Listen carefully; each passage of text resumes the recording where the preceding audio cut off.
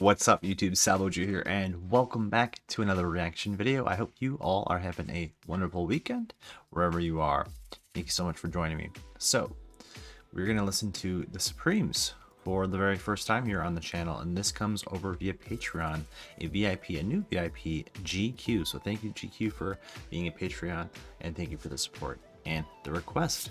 So, because this is a shorter song, it's only about 2 minutes and 42 seconds, I am going to go ahead and read this snippet that GQ left with his request. That way it can shed some light as to why he chose this request, as well as a little information about the song, because we do have time. It is a shorter song. So let's take a little deeper dive into The Supremes' You Keep Me Hanging On before we listen to the song. All right, here we go. So I used to host a weekly three-hour radio show, These Women Rock. I'll start with a banger from my favorite vocal group, not just a fan, but also a bit of a scholar in this regard, The Supremes, You Keep Me Hanging On, 1966. It was their 8th #1 single, eventually reaching number 12 by decade's end, and many react to a cover version that came out a year later by psychedelic band Vanilla Fudge. It was also covered by Kim Wilde in 1987 and topped the charts again. I think the best version on YouTube is to hear the true original record, but with a remastered sound. On the Supremes YouTube channel, there are 2 versions from an expanded edition LP re-released a few years ago. One version in mono. Records were still released on both mono and stereo versions in the mid-1960s. So here's a link to the stereo version. The intro guitar switches ears back and forth, so the stereo is obvious. That should be fun. There's a lot going on with this record. Diana Ross, lead vocal, is overdubbed. Her voice was recorded twice and overlaid for a stronger sound. That is quite interesting. We'll keep an eye out for that. Originally, she shared lead with backup singer Florence Ballard, but Flo's voice was pretty strong. There's another track online that reveals this earlier mix from the Motown story. And if you ever saw the movie musical Dreamgirls, this scene is portrayed in a recording studio scene where characters played by Beyonce and Jennifer Hudson get into a spat for the reason. The song the recording also sounds similar to Hanging On, incidentally. The intro guitar would have been recognized in the 1960s as simulating a newsflash sound often used on news broadcasts, like a fast Morse code message, conveying a sense of urgency in the song's message. And legendary Motown session bassist James Jamerson is featured in the mix.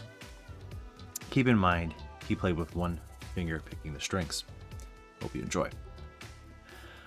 Well, I love that little information snippet, so thank you for that.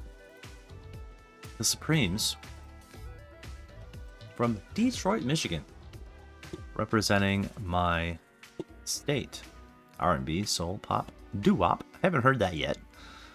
Genre of rhythm and blues that originated in the African American communities during the 1940s, mainly in large cities of the United States, including New York, Philadelphia, Pittsburgh, Chicago, Baltimore, Newark, Detroit, Washington, D.C., and Los Angeles. Okay. Disco. Love that as well. So, also known as the Permets, 1959 to 1961, Diana Ross and the Supremes from 67 to 70. Okay. Motown Records, Premier Act. This is fun. Okay, founded as the Permets, I think I'm saying that correct, in Detroit in 1959, the Supremes were the most commercially successful of Motown's acts and the most successful American vocal band, with 12 #1 singles on the Billboard Hot 100. Wow.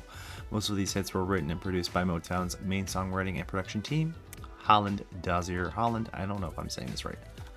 Holland Dozier Holland. It is said that their breakthrough made it possible for future African-American R&B and soul musicians to find mainstream success. Billboard ranked the Supremes as the 16th greatest Hot 100 artists of all time. Alright, this song in particular, 1966, like we mentioned, it was the first record in 1966 by the American Motown girl group, the Supremes, reaching #1 on the Hot 100. Here we go with Vanilla Fudge, mentioning them that they did a cover the following year. Looks like that one reached #6, so both being rather successful. If you scroll down a little bit, Here you can see some more success in other countries as well. Diana Ross is a lead vocal, Florence Ballard backing, Mary Wilson backing, the Funk Brothers on the instrumental accompaniment. That is a tough word for me for some reason. Accompaniment. Anyways, I tend to be a pretty good reader, but there's some words that just make me stumble for some odd reason. But anyways, hope you guys enjoyed that short little intro. Let's get to the song now, and if you are new, welcome to my channel. Make sure you subscribe down below. Everybody else returning, welcome back. I appreciate all of you so much. So finally, without further ado, let's give this a listen. You keep me hanging on. This is The Supremes.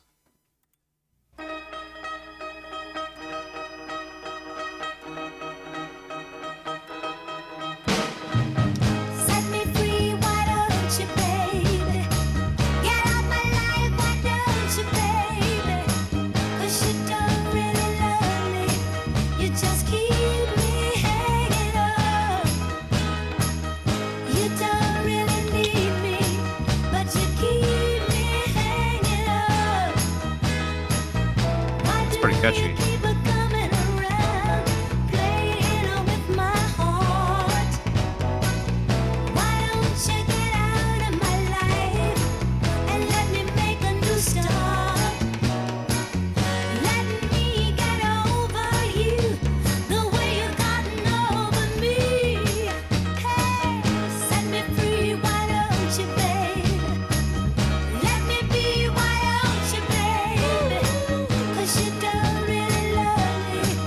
It's growing. It's growing.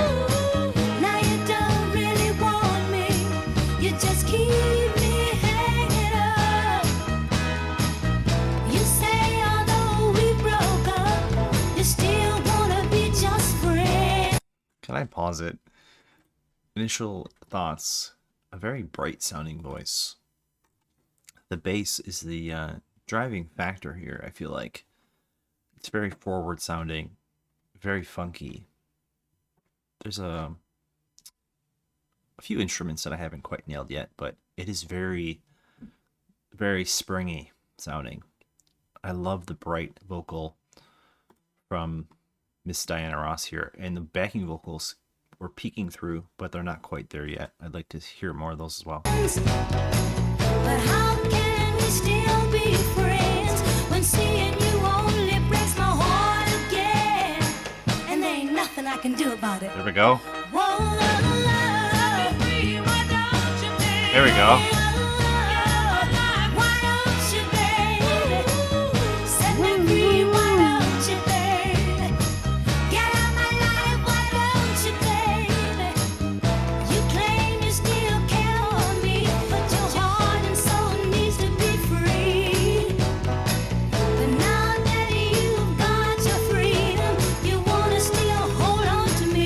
How do you not like this? You have to.